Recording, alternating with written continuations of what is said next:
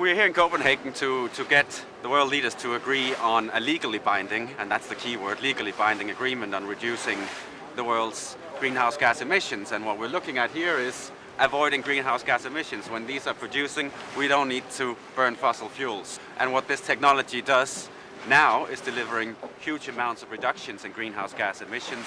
Already we are meeting 20% of the EU's Kyoto obligation just with wind energy.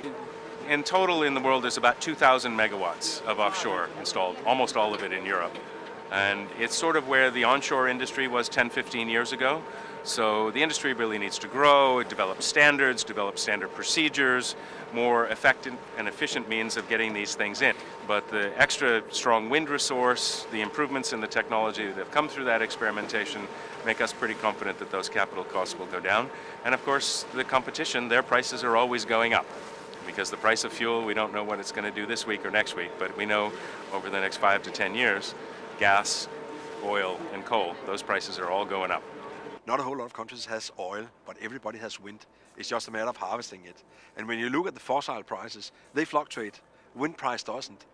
Wind is the same price all of the time, it's free, and that is a wonderful thing. It's an enormous industry, and it's grown dramatically, 30 to 40% on average per year over the last 4 years. Just for comparison, globally we installed 27 gigawatts of new wind power capacity last year. That's exactly the same, 27 gigawatts of new capacity of nuclear installed in the last decade. So this says something about the enormous investments that is going into wind energy at a global level these days. There's a growing business interest in a long-term solution to the climate change problem, and their presence is being felt. The oil guys and the coal guys, they haven't gone away, but they're balanced now more by the clean tech sector and the clean energy side of things.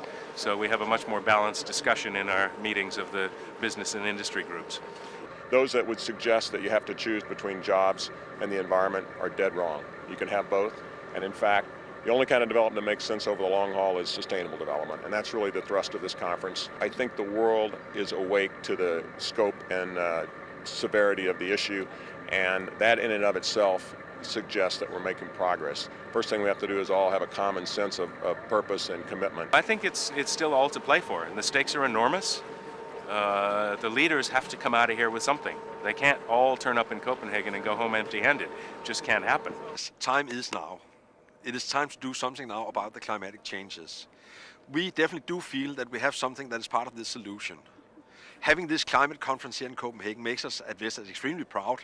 Being Danes, being a company that comes out of Denmark, to have all the world leaders in Denmark now discussing climate change, discussing the future of this planet here, I mean, it's tremendous.